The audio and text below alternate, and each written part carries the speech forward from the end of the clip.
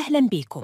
كشفت مصادر عن السبب الحقيقي لطلاق النجم أحمد العوضي والنجمة ياسمين عبد العزيز، حيث أعلنت ياسمين خبر طلاقهما عبر صفحتها الرسمية بفيسبوك، فيما أضاف أحمد العوضي عبر فيسبوك: تم الطلاق الرسمي بيني وبين ياسمين، وسيظل بيننا كل الاحترام والتقدير.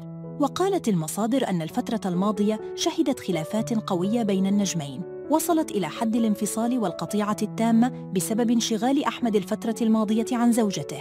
يذكر أن أحمد العوضي احتفل أمس بعيد ميلاد ياسمين عبد العزيز، حيث وجه لها رسالة حب عبر فيسبوك قائلاً: كل سنة وانتِ طيبة يا حبيبتي، العمر كله في صحة وسعادة ونجاح.